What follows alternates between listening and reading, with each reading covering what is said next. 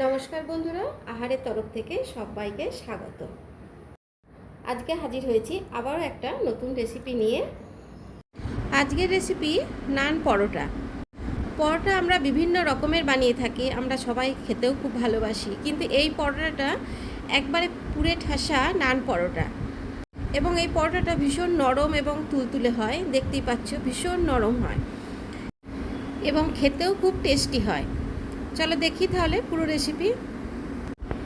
এখানে আমি নিজের প্রয়োজন মতন ময়দা নিয়ে নিয়েছি। এবার এর মধ্যে লবণ দিয়ে দিলাম এবং বেশ কিছুটা সাদা তেল দিলাম ময়নের জন্য, এবং খুব ভালো করে ময়নটা দিয়ে নেব।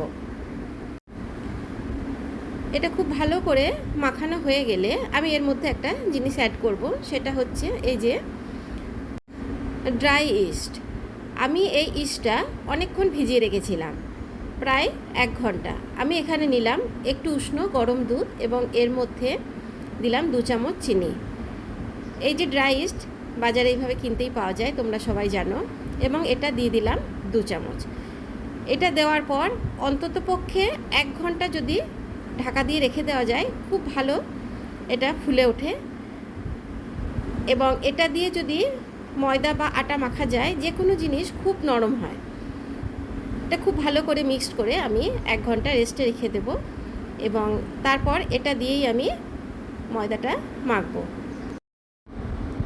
এবার ময়দা মাখার সময় আমি এটা ব্যবহার করলাম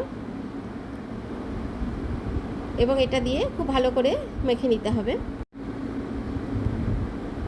প্রথমে এটা দিয়ে মাখিয়ে নেওয়ার পরে প্রয়োজন মতন জল দিয়ে আমি ডোটা তৈরি করে নেব। এই ময়দা মাখাটা কিন্তু খুব শক্ত ডো হবে না, একটু নরম করে মাখতে হবে।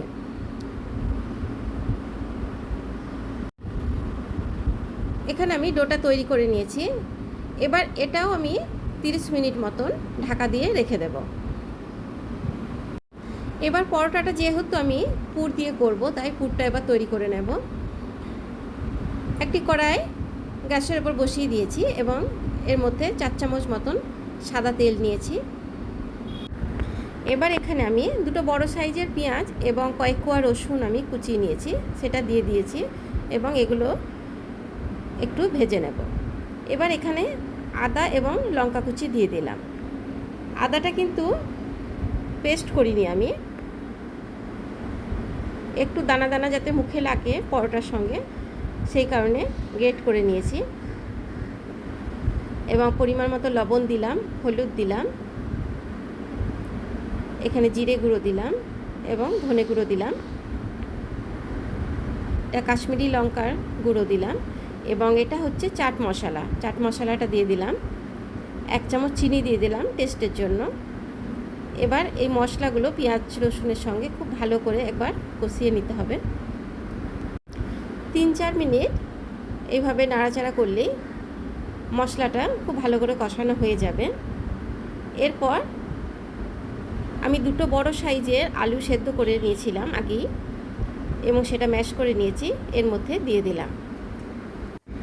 এবং এই আলুর সাথে মশলাটা খুব ভালো করে এবার মিক্স করে নিতে হবে। এই মশলাটায় টেস্ট যদি খুব ভালো আসে, তাহলে পরোটার টেস্টও খুব ভালো আসবে। সুতরাং এই মশলাগুলো কিন্তু দিতেই হবে এই পুরের টেস্টের জন্য।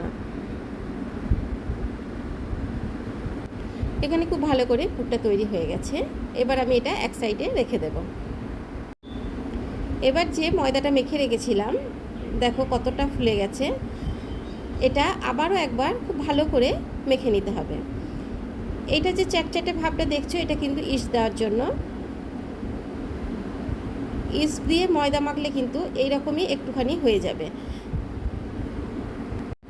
তো এটাকে খুব ভালো করে মাখিয়ে নিলে এটা ওই চ্যাটচ্যাটে ভাবটা আর থাকবে না। এবার এখান থেকে আমি লেচিগুলো কেটে নিচ্ছি। এবার হাতে বেশ খানিকটা তেল নিয়ে আমি পুরগুলো ভরে নেব লেচির মধ্যে। এটা খুব ভালো করে মুড়ে নিতে হবে, যাতে পুরটা বেরিয়ে না আসে।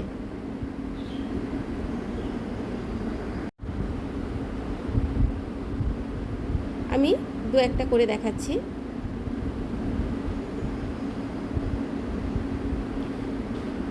এইভাবে খুব সুন্দর করে মুড়ে নিতে হবে এবং প্রত্যেকটাই কিন্তু খুব আলাদা আলাদা করে রাখতে হবে। এগুলো কিন্তু আরও 5 মিনিট রেখে দিলে আবারও ফুলে উঠবে।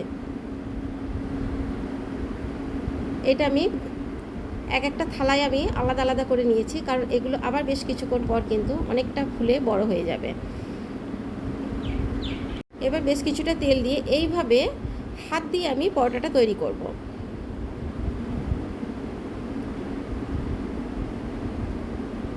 এইভাবে হাত দিয়ে চেপে চেপে দিলে পরোটাটা কিন্তু খুব সুন্দর হবে। এবার এখানে তেল খানিকটা গরম করে নিয়েছি। এবার খুব সুন্দর করে ভেজে নেব। এই পরোটাটা ভাজার সময় কিন্তু গ্যাসের ফ্লেমটা লোতে রাখতে হবে, তা না হলে হাই ফ্লেমে করলে খুব তাড়াতাড়ি নিচের দিকটা লাল হয়ে যাবে এবং পরোটাটা ঠিকঠাক ভাজা হবে না। এবং যেহেতু এটা নান পরোটা, এটা কিন্তু ভাজার সাথে সাথে বেশ ফুলে উঠবে, তাই একটু সময় নিয়ে লো ফ্লেমে এটা ভাজতে হবে। আমি আরেকটা ভেজে দেখাচ্ছি যে কত সুন্দর হয়েছে।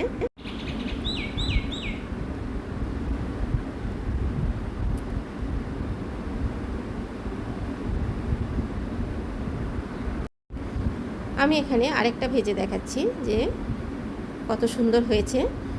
এইভাবে হালকা লাল করে ভেজে নিতে হবে।